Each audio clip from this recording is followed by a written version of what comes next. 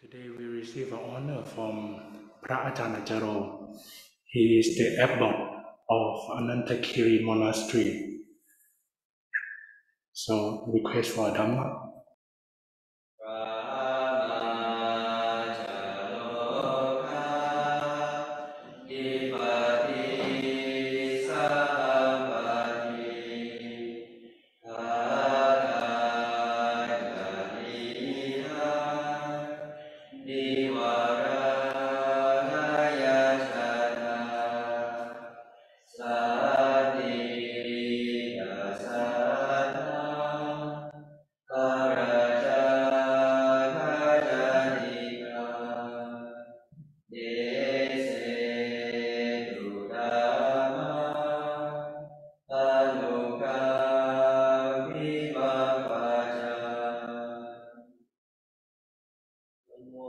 Tassa bhagavato arahato samma sambuddhassa.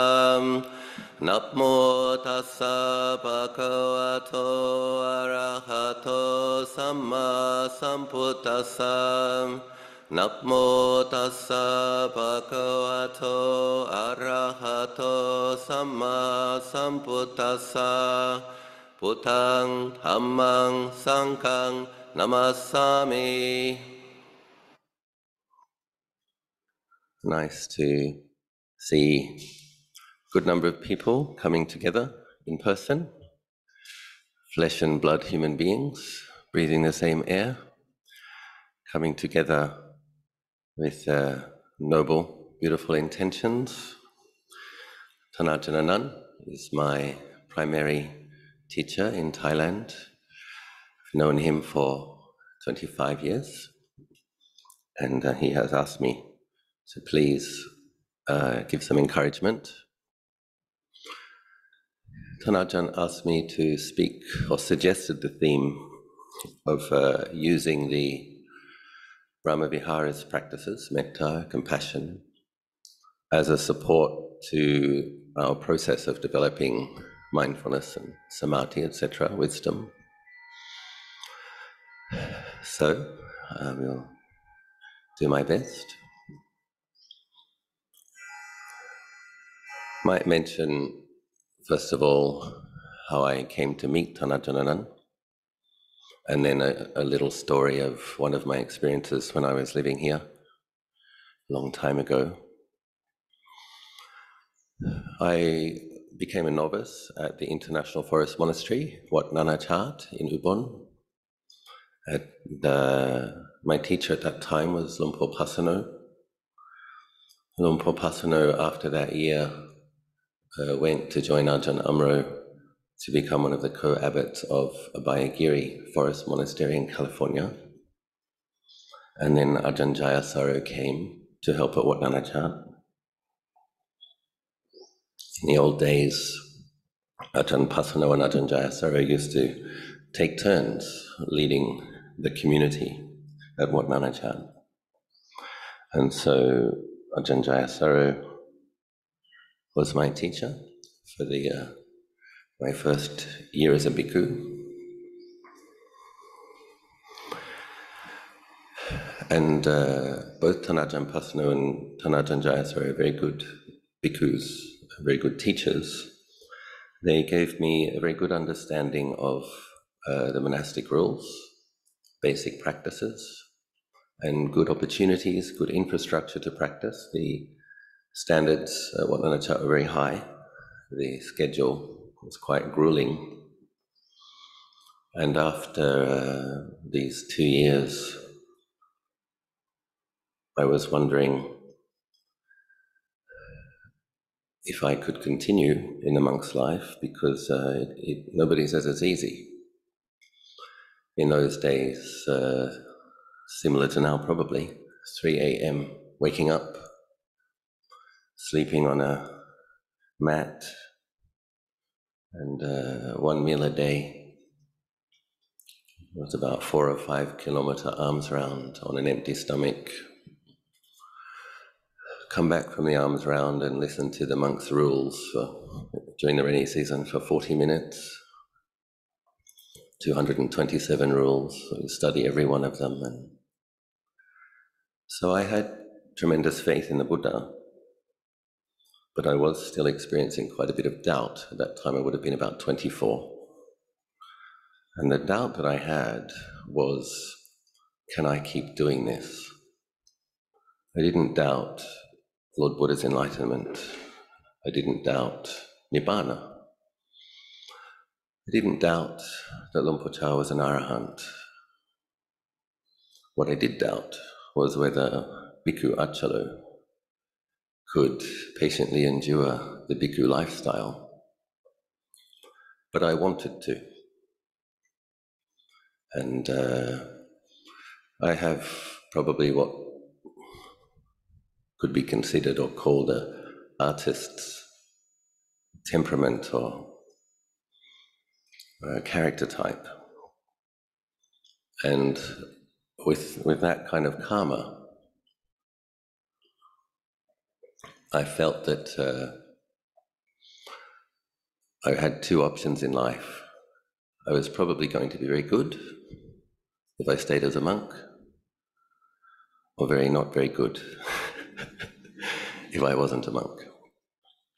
And so believing in karma, a lot of interesting things occurred. Like when I was at Wat Marp Jan, I would meet people who wanted to be monks, but they might have a sick parent, or they may have been involved in paying for the education of a sibling. And many people came who wanted to be monks but had some kind of obstruction. Parents were Christians, didn't give permission, etc. And I recognized that I didn't have any particular obstruction. I didn't have a big debt. Parents were healthy.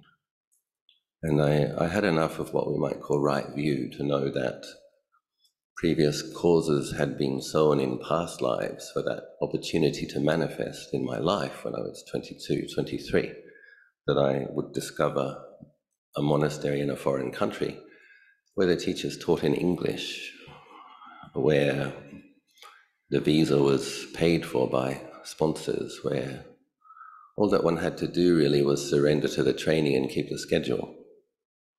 And but it's hard. So I felt that I needed extra help. And I was aware that in Thailand there are some great meditation masters, and I was hoping to meet one. One of my friends, Ajahn Punyo, who was Tahn Punyo at the time, told me that going to the Emerald Buddha is a good place to make aspirational vows. He explained that the devas who support Buddhism and Buddhist practice will pay heed, listen to people's requests and try to support them if they were noble. And so the Wat Marp Jan community often goes to a jungle area on the border of Burma where Tahn Ajahn Sripunyo is the acting abbot, called Samnak Song Dao Dam. And the community was going to go there, and I had decided to go in 1 month earlier with Ajahn Jayasaro's blessing, so I would be spending 3 months in that area.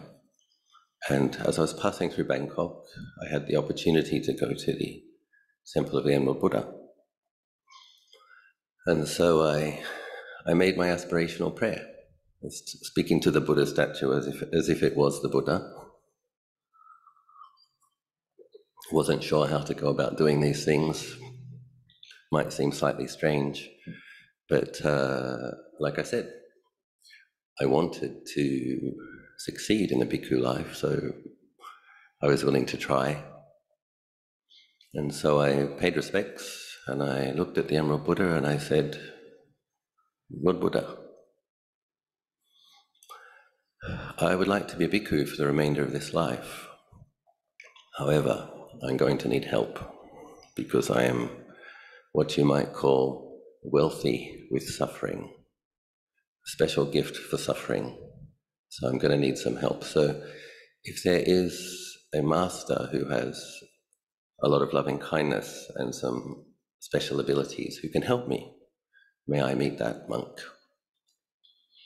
And so I went to this jungle area on the border of Burma with my friend Ajahn Sudanto. And Ajahn Achalo was in there at that time as well.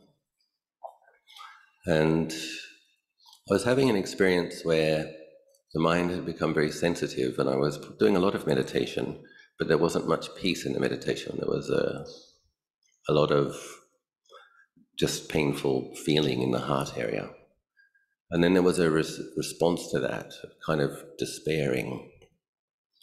And so, and then a lot of time alone, like 22 hours alone each day in the jungle. It was very dark at night with the threat of a tiger possibly coming to eat you. It's not the best place to be when you're feeling despair, but it's a good place to be to put forth effort. And Tahn Ajahn Anan actually came in to that hermitage with a group of 5 monks, I believe. And it was the only time that Tahn Ajahn went to this jungle area. And he said, he came with 5 Thai monks, and he said that he would... So yes, when I met Tahn Ajahn Anan, I think he was about 42, younger than I am now. And he was still climbing up the mountain and stayed in an umbrella tent on a bamboo bench, a bamboo bed. And he'd said, I'm going to practice with my Thai bhikkhus for 3 days, and then after that, I'll speak to the Western monks, probably knowing that the Western monks had lots of doubts and would talk a lot. So he practiced with his Thai monks, and then he made the opportunity gave the opportunity to ask questions. And I explained my dilemma to Tahn Ajahn. I said, Tahn Ajahn, I want to meditate to feel peaceful. And my mind becomes a little bit peaceful, but then it appears to fill up with pain. And then I try to make the mind bigger, and the pain gets bigger. And I'm like, I don't know what to do with this. I actually said to him, I would actually kill myself if I thought that would put an end to it. But I believe in karma and I believe in rebirth, and I understand that if I killed myself, the situation would probably get worse. So that's not an answer. What do you recommend, Tahn Ajahn? And Tahn Ajahn gave advice which was really instrumental and incredibly helpful. He says it's not uncommon for a meditator who puts forth a lot of effort in their practice for sensitivity to develop first before equanimity. What your mind is seeing is dukkha characteristic. That is the first noble truth. There's nothing going wrong. He says it's as if you're in a house which is on fire and you're burning too. But it's true. The house is on fire. And then he said, actually, I felt the same. I had the same experience as a junior monk. He said, the only thing you can do to work with this situation is to patiently endure with it. Because it's through patient endurance that the mindfulness gets stronger and the mind develops an ability to separate from that perception or awareness of dukkha. And that was enormously helpful. But Tahn Ajahn didn't say, yes, you have a problem. You need medication. Or I was thinking, maybe I don't have the merit to be a monk. Maybe I can't do this. Maybe some people just aren't cut out for this. And here was this great monk that said, I felt the same. You're exactly where you need to be. This is the way it is. And so I asked him, do you think I have enough merit to continue training? And he looked at me and he says, you, me, Bun, you have merit. And then I asked him if I could come and spend the rainy season retreat here. And he invited me for my second Pansa 24 years ago. When I was here. So that was helpful, just to know that Tahn Ajahn had a similar experience and had moved on, gone on, that there was a context that becoming aware of the First Noble Truth is an important part of practice. And the way we develop our mindfulness and samadhi is through patiently enduring with it. This is something I think we all need to understand.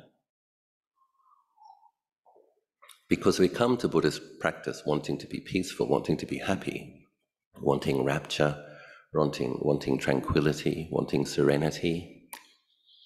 And we do experience this in moments, but we also do become aware of a lot more dukkha. It's like when we're meditating, we're looking with a magnifying glass. Some meditators, I also teach meditation, I have a lot of students, and people complain to me. Seems like I have more suffering since I started practicing as a Buddhist, they sometimes say. I thought Buddhism led to a cessation of suffering, Tahn Ajahn. Well, it does. And so I was spending the rainy season retreat here. There were 2 Western monks. There was Ajahn Achalo and myself. Ajahn Achalo was studying Abhidhamma at the time. He was going to sit the exam. He did sit the exam, and I believe he became first in the country. He was a very intelligent man with a good memory. But it did mean he wasn't hanging out much, chatting with the young Achalo bhikkhu. And most of the Thai monks in those days didn't speak English. And so it was an interesting combination of having a good teacher, having a lot of time to practice. In those days, there were only 20 monks, and the Dharma hall wasn't finished, the chedi hadn't started. It was a very quiet monastery. And there was also just the pain of not understanding what everyone was saying. And Thais, culturally, they like to do a bit of teasing, so they would be teasing me and laughing at me. And because I didn't understand the language, I can't quite work out how much do they mean it, how mean are they being, what are they saying? So some feelings of paranoia, self-consciousness. But the positive side was that I didn't have anyone I could go and talk to and complain about the Thai monks to. But I could go back to my kuti and meditate. And I did. I meditated a lot. But one day, it was chore time. And in those days, the chores was, we would all come together at the sala in the middle of the hill, and we'd all clean, and then we'd all sweep leaves, and we'd come as a group down here. We'd sweep leaves, and then we'd clean everything in this hall. And there were all these different cloths which had Thai writing on them. So one cloth was specifically for the Buddha, and one was for the shrine, and one was for the floor, and one was for the windows, and I couldn't read Thai. And the Thai monks didn't want to keep explaining to me what each cloth was for. And the way they swept leaves as a group, but we had to sweep leaves until there was like none left. And this used to drive me crazy. I'm like, it's a forest. As soon as we finish sweeping, there's going to be more leaves. I was like to sweep until there's not a single leaf left takes a lot longer than sweeping when there's just a few. But no, we had to sweep that anyway. Then we would come here, and that extension wasn't built yet. It was a smaller building. We would have our tea here. We had to have our tea as a group together. And we had to wait for the monks that were cleaning Ajahn Anan's kuti to come down before we could have our tea. And I remember on this day, I just wanted my cup of tea. I didn't want to wait any longer. And I came and I sat here in front of this Buddha statue, and I put my monk's undershirt over my face because I wanted to just allow myself to feel as miserable as I felt without feeling judged. Of course, people were judging me for sitting with my undershirt over my face, showing my belly button. But I sat, just knowing the suffering, trying to separate awareness from suffering. And then I decided, you know what? It's not worth it. I don't need a cup of tea. I'm going to go to my walking meditation path. And so I walked up this hill. And when I got to what in those days was the top of the hill, in front of the office area, Tahn Ajahn Anan was standing in the middle of the road, as if he was waiting. Was he waiting? Did he know? that's the subject of a different Dhamma talk. But he was standing there, and I fell to my knees and I said, Tahn Ajahn, when will it ever get any better? And I was trying to become an arahant in the first month of the rainy season retreat. So I was hoping he was saying next week there's going to be a breakthrough, or next month. Tahn Ajahn said, he looked at me and he smiled and said, in 5 years, it'll be a little bit better. I was like, oh. And then he said, in 10 years, it'll be even better. And it was such a perfect teaching on patience. But then he did give some practical advice about sustaining one's effort. He said, Tahn Ajahn Achalo, you need to practice loving kindness meditation for the first 5 to 10 minutes of every set. Establish some warmth and well-being in your heart. And then he said something very interesting. He said, and you need to stop trying so hard.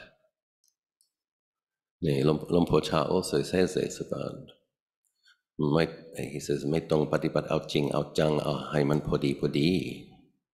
Don't try to practice with absolute resolution. Try to practice just the right amount consistently. And then he said, and you need to contemplate not self, because there's a huge sense of self, right? To say, why do these Thai monks have to do it this way? Why can't they be kinder to me? Why do we have to sweep all the leaves, every one of them, every day? And big sense of me suffering. He says you need to contemplate not self hundreds of times, thousands of times, tens of thousands of times. And then he smiled. And I said, very good advice. And that did actually begin my practice of, until this day, I usually begin my sits with 5 to 10 minutes of metta.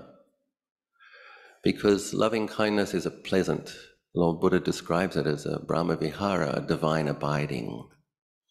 So in this process of becoming more aware of, more sensitive to dukkha, this is inevitable. We need to do this. Why? We need to have a look at our dukkha to see what's causing it, the craving, the clinging, the attachment. You need to see the suffering, and then you say, well, what am I clinging to? You can't do that without seeing it. The Lord Buddha was like this incredible physician. He has to address the illness. There is suffering.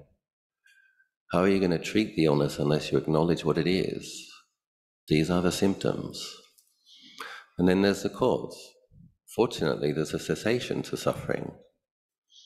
Meeting somebody like Tahn Ajahn Anan was enormously helpful because we're always hearing these metaphors of going to the other shore, sitting at Tahn Ajahn's feet. It's like he's on the other shore and he's telling me I can do it. But I need to be a little bit patient and I need to be consistent. And there's many things I need to do. Cultivate loving kindness to support oneself in the effort and contemplate not self. It's a tricky balance, isn't it? One has to have a lot of resolution to find the determination to want to get enlightened. And one has to be humble. That's a bit of a conundrum, isn't it? Because if you think, I'm going to become an arahant, so you get quite judgmental. I don't know what all these other monks are doing, but I'm going to do it by the end of the week. And it's like, well, it doesn't usually work. It's a subtle effort. We can't approach spiritual practice like Rambo or... It's the determination has to manifest as the subtle and consistent effort in the mind. Tahn Ajahn Anan says constantly, keep the mind in the middle, not falling into liking and disliking. That's the practice. If you want to know what Luang Por Chah said, if you know what the shortcut is, keep the mind balanced, keep it in the middle, don't fall into liking and disliking. That's a subtle effort, and that requires consistency. And there was another occasion while I was sweeping leaves, suffering about the leaf sweeping practice in front of here, also during that period. And sweep, sweep, sweep, sweep, sweep. And my mind was very hot. And all of a sudden, the pain in the mind completely fell away. And there was an experience of spacious coolness, and there was also a little smile crept involuntarily on my face. And that's very unusual. I mean, I noticed in the side of my eyes, Ajahn Anan walked by. Boom, boom, boom, boom, boom, boom, boom, boom, boom. Oh, that's interesting. Continued sweeping leaves quite happily. So I asked Tahn Ajahn Anan the next day, Paul, yesterday when I was sweeping leaves, all of a sudden my mind became light and bright and cool, and I was smiling, and then I saw you. Did you do something? He said, yeah, I did. And he made this interesting hand movement. He did this. He says, your mind state, I knocked it out of your mind with my loving kindness. I wanted you to see that it's possible to sweep leaves without being miserable. And I said, oh, could you do that every day, please? And he said, no, you need to learn to do it yourself. But it was a really wonderful teaching, because the same body, same mind, same place, same activity, not suffering. So, oh, it really is possible to do this without suffering. So that was another wonderful teaching that Tahn Ajahn gave. And some people have asked him, do you have psychic powers? You'll have to ask him, I can't answer. I'm just telling you from my experience. But I did hear him once say that he only uses them with particularly stubborn people. So I guess that's me. So yes, when we come to do the meditation, and we're setting the intention to be aware of the breathing, when we practice loving kindness, in my experience, it has two modes. You have to accept things the way they are, exactly as they are, because a fault-finding mind is one of the hindrances, and it's often there in various ways that we don't notice. So metta is a powerful antidote. Oftentimes people are kind of withholding loving kindness towards themselves. They have what might be called an inner tyrant, something that's picking and judging the whole time. That's not a good thought. You didn't do good enough there. You should have got up earlier. You ate too much, or whatever it is. Now, mindfully discerning what is a wholesome quality and what is an unwholesome quality, that's something we need to do. But adding angry judgment and rejection is something completely not useful, harmful even. And so we really need to learn to not do it. And in my experience, coming to do the breath meditation, the first thing you do is you allow the body and the mind to be just the way it is, drop all judgment. And then you radiate warmth of friendliness. And then the reason one has to start with oneself, because that's the beginning part, it's very important that we move on to radiating love and kindness to other beings, neutral beings, difficult beings. If we just radiate loving kindness to oneself, you could become quite kind of vain or self-obsessed. So one doesn't stop there, but one absolutely has to start there. Because the loving kindness that you're going to radiate outwards, it has to start in your heart. How are you going to have loving kindness for larger numbers of neutral beings if you don't have any to radiate out? So you have to. It's pure science, it's methodology. One has to have it.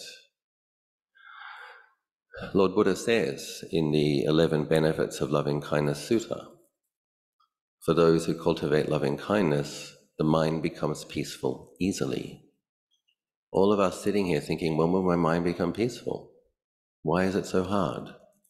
This sutta gives us a good pointer. The mind that cultivates loving kindness becomes peaceful easily. Why? There's a foundation of contentment. You come to the body and mind, oftentimes, or probably most of the time, we come to sit, there's some kind of suffering in the mind. All of the 5 hindrances have a kind of some dukkha vedana attached to them in the area of the heart when you come to meditate, whether it's restlessness, worry, desire, or hot, busy, spinning. And so when we can replace that with a wholesome mind state which has pleasant feelings, then the mind is going to be more happy to settle in this space, in this moment. And so this is one of these samatha practices that Tahn Ajahn emphasizes a lot, the value of cultivating loving kindness as a support to maintaining consistent mindfulness, as a support for the deepening of the samadhi. This consistent mindfulness and having more samadhi, of course, the foundation for seeing clearly, developing insights. And there are other samatha practices. We'll talk about Buddhanusati, just thinking of Lord Buddha's wonderful qualities, Lord Buddha's incredible sacrifice, and allowing oneself to feel grateful, things that we can do. So suppose in the middle of an intensive meditation retreat, things can get quite tough at times. Our minds are prickly places. And so we train in picking up wholesome, skillful, pleasant mind states which actually produce merit, these samatha practices, and then that will support the deepening of the insight. So taking something like that, thinking of the sacrifice the Bodhisattva made over those 4 incalculables, 100,000 eons, not doing it to feel guilty, bringing to mind that the Buddha could have become an arahant in the time of Dipankara Buddha. The reason he didn't was for other beings. He wanted to cause a multitude to cross over. He stayed in samsara millions of more lives to help you. He wanted to. We think when we bring that to mind as a feeling of being blessed, you can feel blessed by the Buddha's sacrifice, blessed by the Buddha's efforts, blessed by the Buddha laying all of the causes that he did, that there would be 84,000 Dhamma verses and great masters still in the world 2,600 years later. One can just feel how wonderful that is and feel deeply grateful. Just take a few moments. We do the chanting, but sometimes it becomes a bit perfunctory. When we do it as a meditation practice and really think of the Buddha, and really say thank you, really feel blessed. That's another wonderful way to use a samatha practice to support your efforts. Sanghanusati, the great monks, or Poman, or Pocha, Tahn Ajahn Anan, just bringing to mind their efforts at teaching. Luang Por Chah put a lot of effort into teaching. Tahn Ajahn Anan used to quickly rush off and get the tape recorder to press the record when Luang Por Chah was teaching. Many of the books that we have now are the result of the monks that were diligent in recording them. Didn't have mobile phones in those days, had to have batteries, had to have a cassette recorder, had to have a cassette, had to run off and get it. Then somebody had to transcribe that to Thai. Then that got translated to English.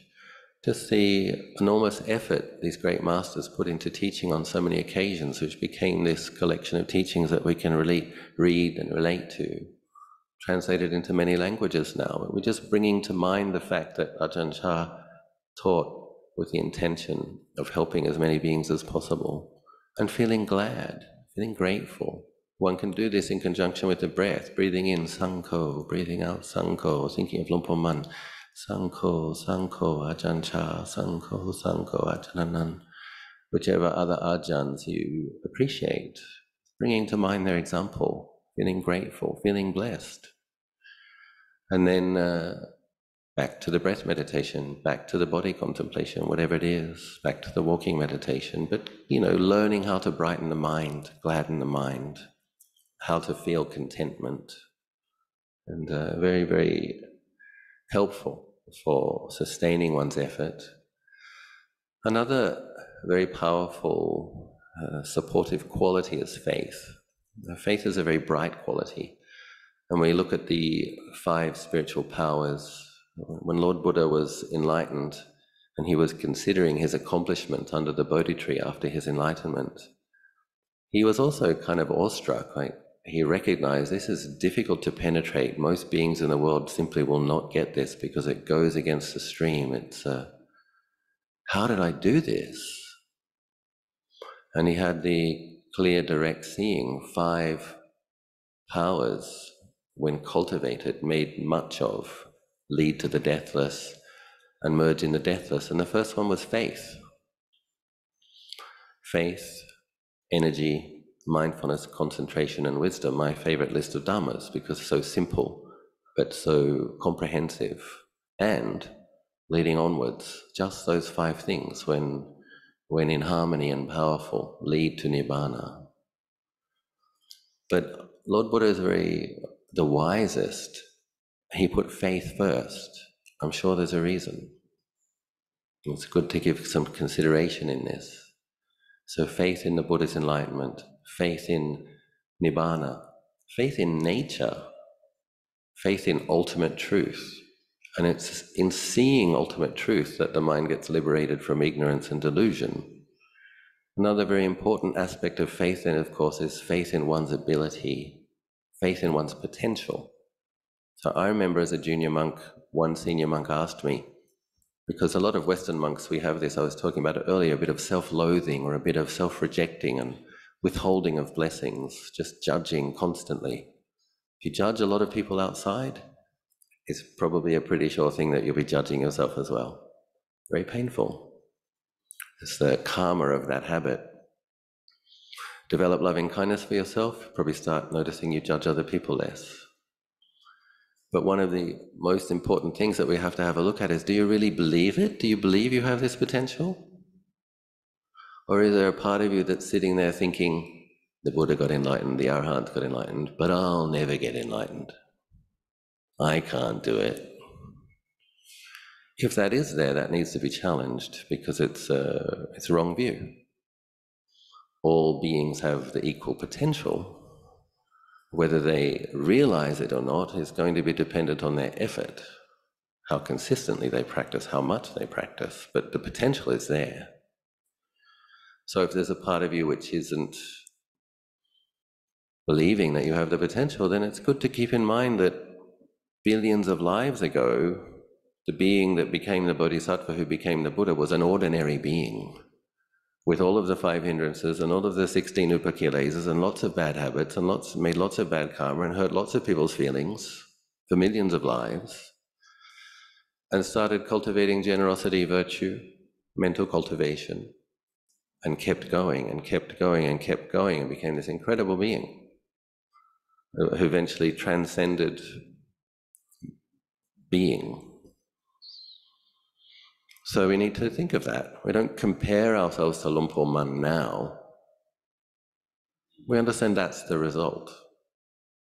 We understand that 10,000 lifetimes ago, Luang Por Man was just like us now, struggling with all of the same things. And because he didn't give up, he kept practicing, purifying the mind. Do good, avoid harm, purify the mind. If we keep doing that, then arahantship is inevitable, a sure thing, so long as we don't give up. And then so rejoicing in the practice that you do that is skillful, having mudita, brahmavihara, and supporting yourself with loving friendliness, having compassion for people who are withholding. Sometimes you can have loving kindness for a lot of other people, but you just don't want to have it for yourself.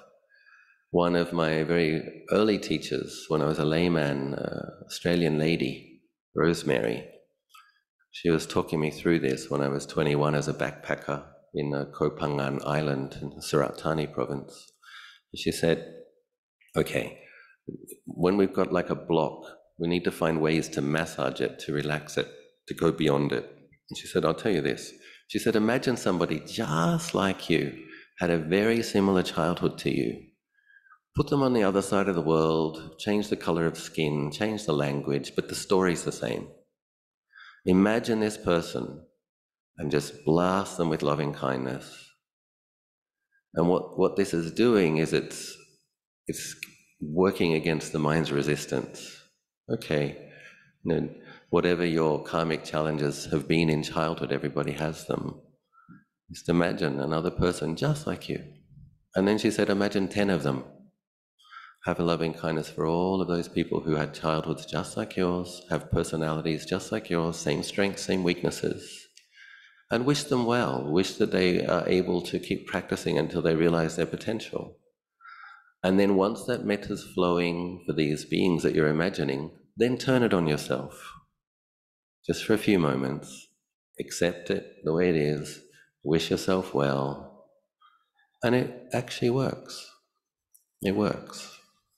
So we have to recognize that withholding loving kindness isn't skillful, and holding a grudge is one of the kilesas. So we have to, and there might be a forgiveness process when sometimes we have to forgive ourselves for making mistakes. We have to forgive ourselves for slipping back when we should have known better, and start again. But the forgiveness practice is important.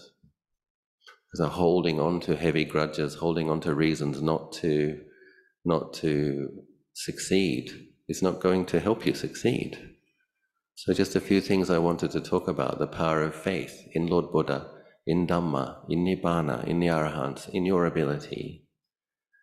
Faith in the law of karma, natural laws. When you practice, you will get the same results that all of the great other masters have. This is natural law. You lay causes, the results come. Compassion. If one's practice is motivated by the fact that you care, you truly care for yourself, and you have kindness, then practice is much easier. And so you want to do it because you care. If we can stay in touch with that attitude of caring, the metta just makes practice more enjoyable. Suppose you come to sit, you want to be with the breath, it's just not happening, you've got something else you can do. Okay, may I be well, may I be happy, may all beings be well, may all beings be happy. At the end of the half an hour or 45 minutes, you get up, you feel bright, you feel relaxed, you feel happy. It was time well spent. Produces good karma. Next sit probably will be more peaceful. We'll lay the causes.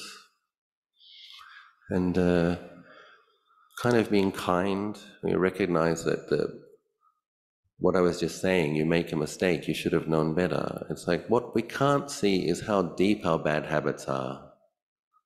We don't know how many millions of times we made that mistake. And so it's like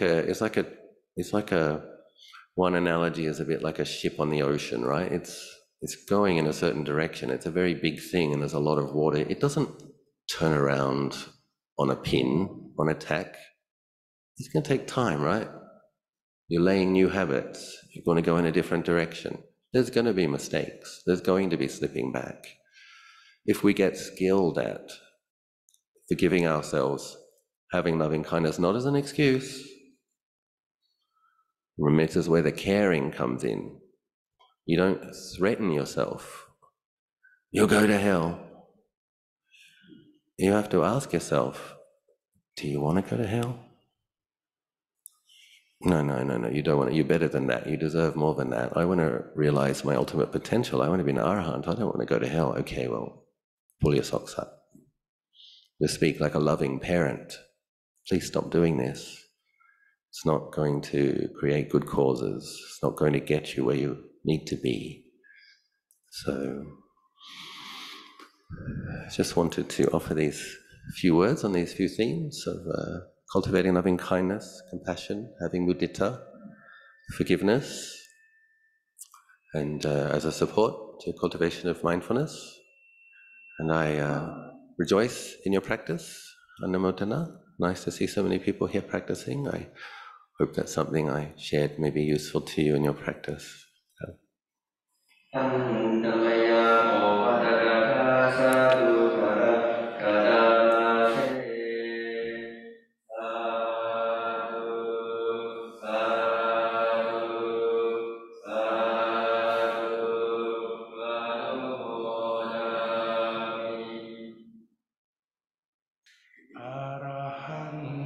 สัมมาสัมพุทโธภะคะวาพุทธังภะคะวันตังอภิวาเทมิสวากขาโตภะคะวะตาธัมโมธัมมังนัมมัสสามิสุปฏิปันโนภะคะวะโตสาวกสังโฆสั